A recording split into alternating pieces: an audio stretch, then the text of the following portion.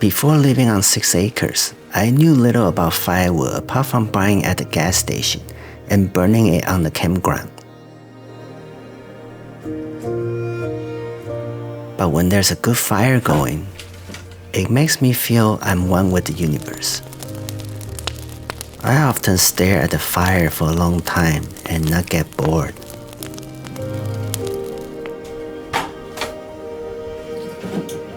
The previous owner of this property left a bunch of firewood here.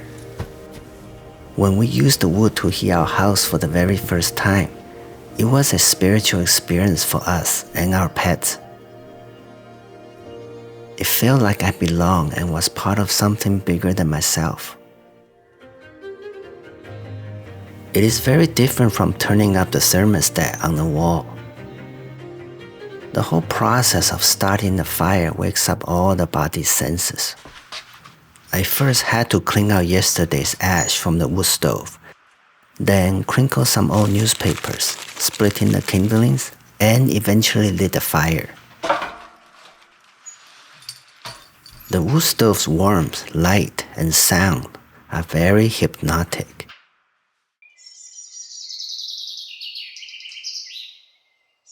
There are all kinds of trees here, therefore all types of firewood.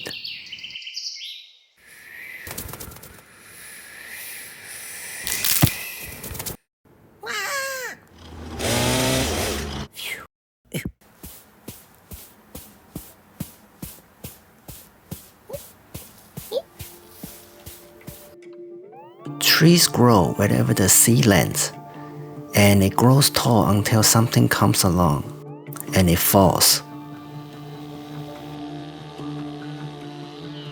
Sometimes it's just a limb and the tree recovers. Other times, it is the end of it all.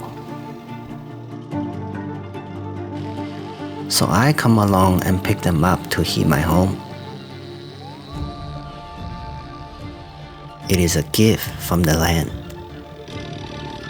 a gift from the sun. The sun's energy is stored in the wood and released from the fire in the stove. It is an incredible journey of the cycle of carbon. Just this idea makes me treasure each piece of wood in my hand. It reminds me of how we are all connected.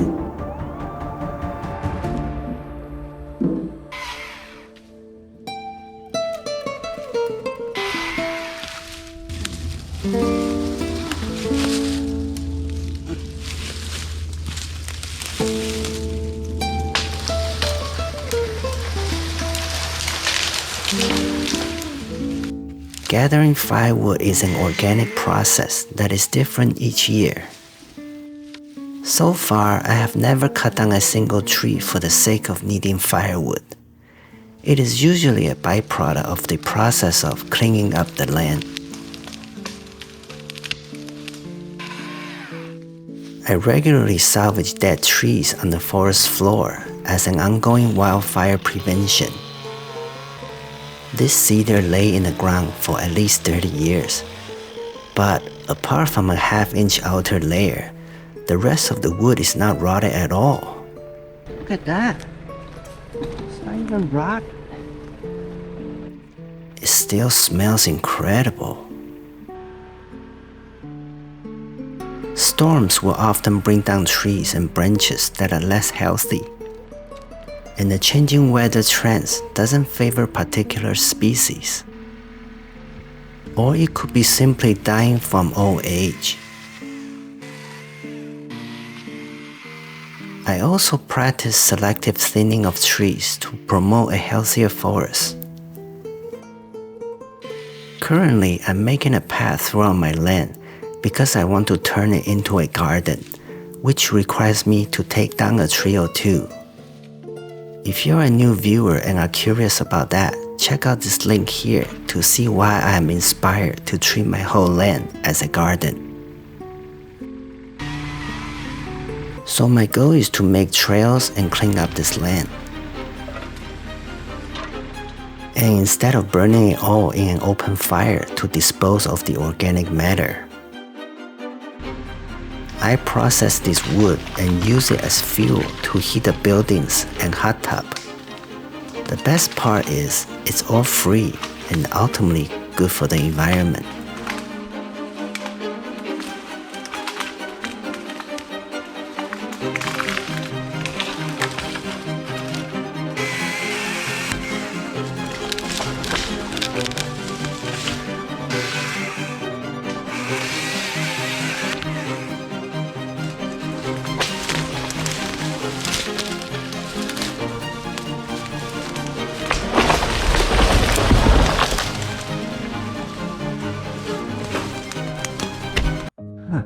Check this out. 2, 4, 6, 8, 10, 18, 20. So when I moved here, the tree is only 4 years old, this big.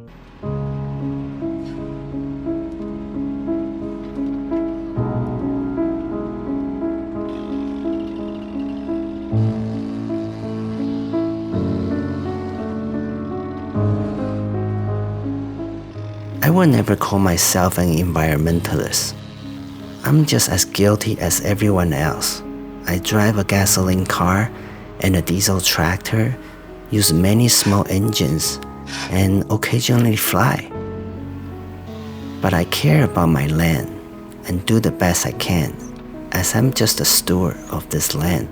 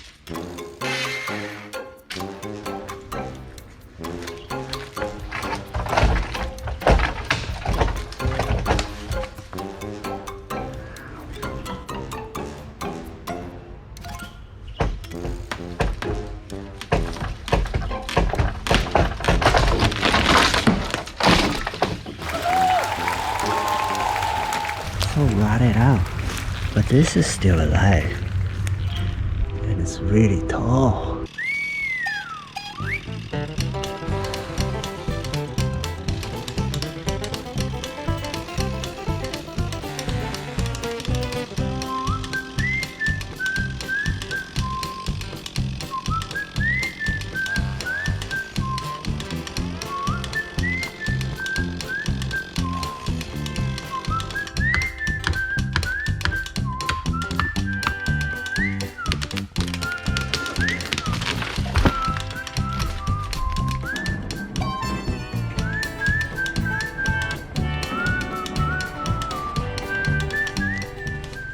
Getting firewood on site is good for the land, the earth, and my wallet.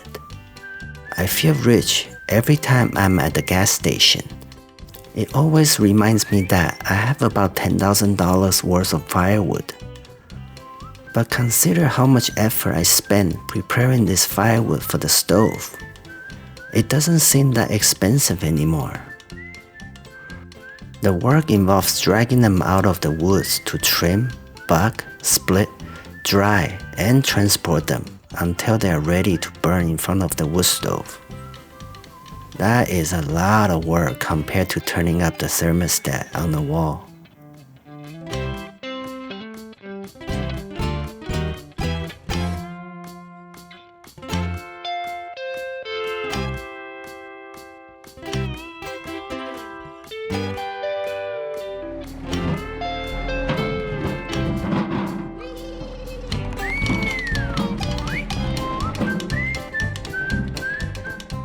When I was in Brooklyn, New York, I remember my artist friends who live in a loft space would burn whatever they had in their stove. It could be scrap lumber such as 2x4s, or sometimes wooden pallets found by the dumpster.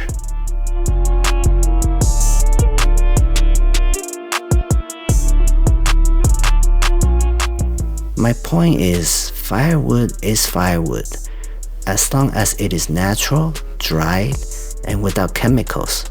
You can burn it and keep yourself warm. I was very romantic when I moved here, and I used to split firewood with an axe. Damn. Like a lumberjack. I felt pretty manly for a few days. Wow. Until my arms were sore for a week. And I realized I did not care about being manly anymore. I'd rather be intelligent and wise.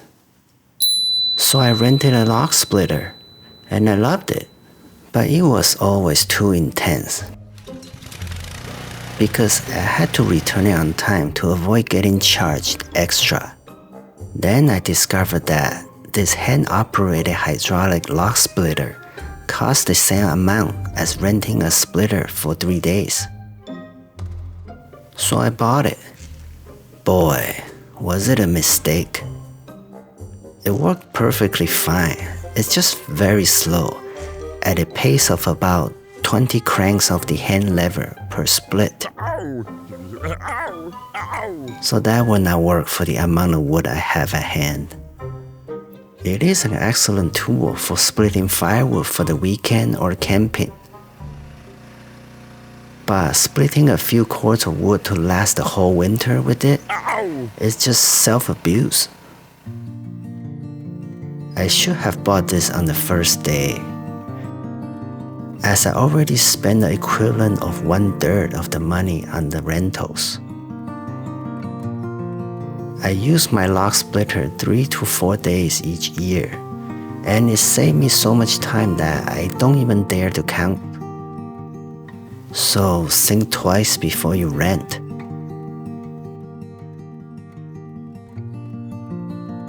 It takes energy to split this wood, and it makes me wonder on where this energy comes from.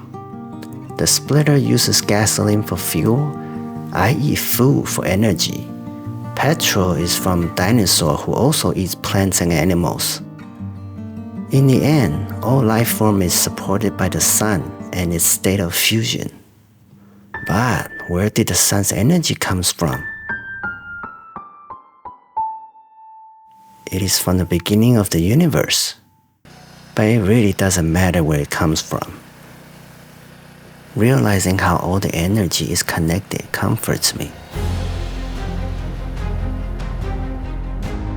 Some of the wood I process is half rotten already. But I don't mind.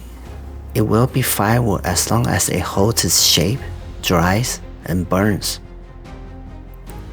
Another thing I learned is that using an axe to split half-rotted wood is impossible, as the axe will bury and wedge itself in the wood and becomes very difficult to release.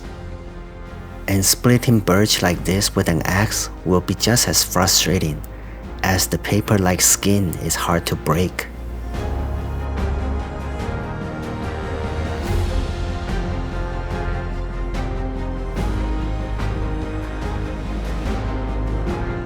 This log splitter is very simple in construction, but well designed. And it never failed me once.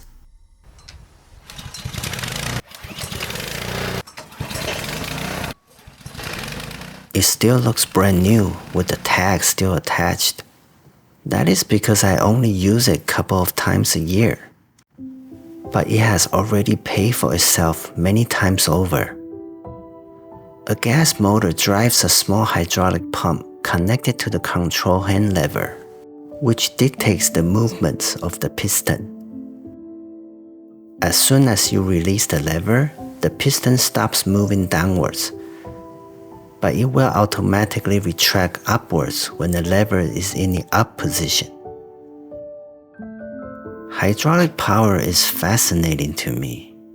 It was hard for me to believe that a tiny hydraulic pump the size of a small muffin could produce so much pressure.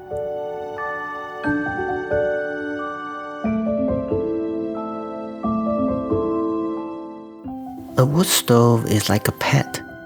It eats wood, produces heat, and poops out ash. And ash is an excellent fertilizer for the garden and compost pile. Firewood is like little bite size of food prepared for the stove. Good food takes time to prepare, and so does firewood. If the wood is good, it burns clean and hot, and if it's terrible, it smokes and burns cool.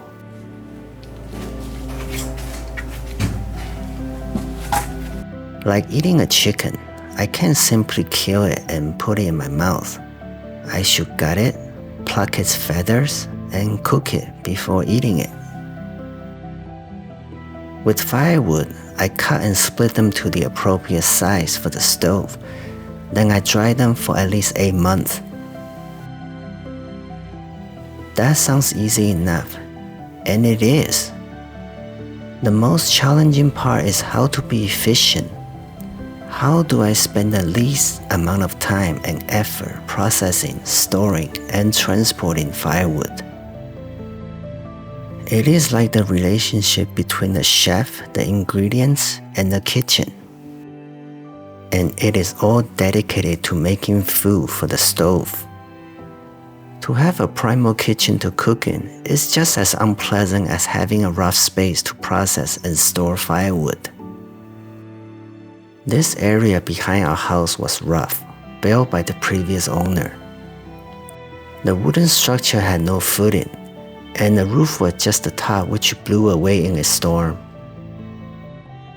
I added a beam and diverted the roof's weight to 3 columns with concrete footings. I added some purlins to the rafters and installed metal roof panels that I found on Craigslist. It was such a dramatic improvement. It looks and works so much better. But it was always very dusty to work in there because of the 3rd floor. The unevenness made it challenging to roll things around. So I decided to add a concrete slab. This was the first time I had cast a slab of this size. It used about 3 cubic yards of concrete. We mixed it all with a small concrete mixer, and I've learned never to do that again. Half a cubic yard is okay, but 3 yards is too much. I was sore for 2 weeks afterwards.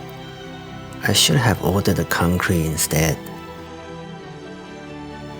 But it was very memorable, and it is never a mistake if I learn from it. It is now clean, efficient, and has much better energy than the old space. I later built another nice covered space, which only lasted 2 years. This time it collapsed because of heavy snow. I slept in that morning and failed to clear the snow off the cover before it got too heavy. So I had to relocate all the firewood to the studio, as the behind house storage was already full. But at least they are seasoned and 30% lighter in weight. They are nice and dry. That is the whole reason to split and season firewood.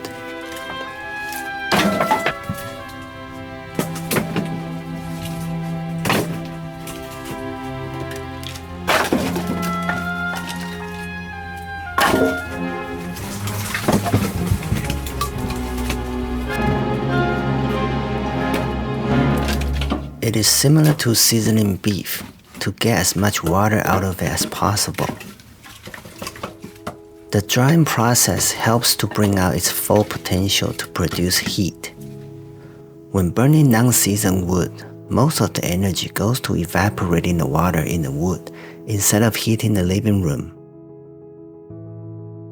I need to find a new location to store this wood, But my studio's floor is 4 feet off the ground level. This means I must use stairs each time to bring firewood inside, and I don't want to do that. So I extended my deck to store the wood at the same level as my floor. And above, it has a roof overhang to keep the rain away. It is such a convenient place to store firewood.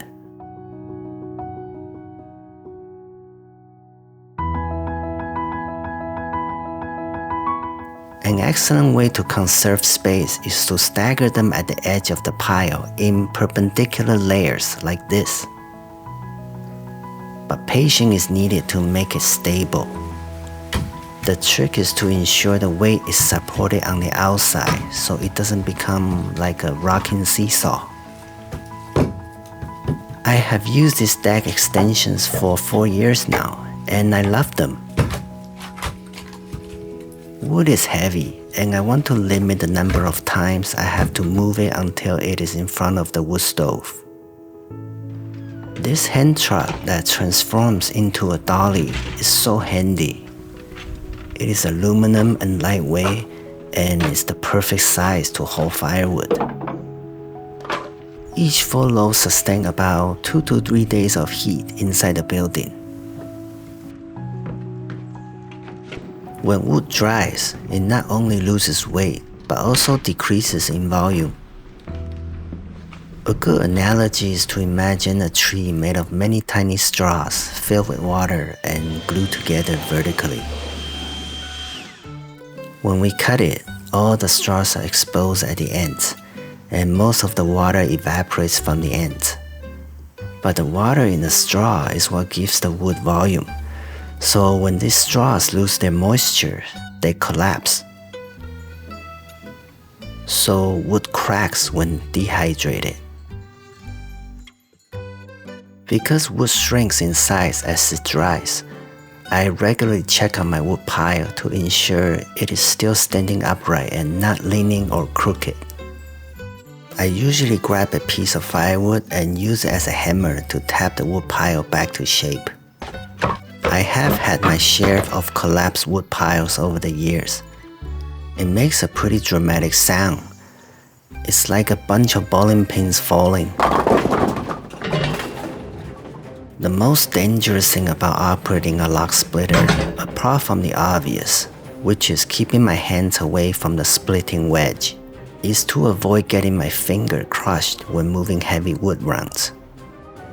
Another one is when splitting wood that has many knots or irregular grain. Sometimes the wood can spring back and catch your fingers in a crack. So it is nice that this log splitter is slow. It is way easier and faster to chop smaller diameter branches with a miter saw than with a chainsaw. Now I don't use my trailer for transport anymore. Using a pallet with the tractor is much better. Although it holds less wood, it is more nimble and elevates when needed. So firewood to me is a gift of energy. It is energy from the sun received by the trees, stored in the wood, and passed down to me. But where did the sun's fusion power comes from? What is the intention, if there's any?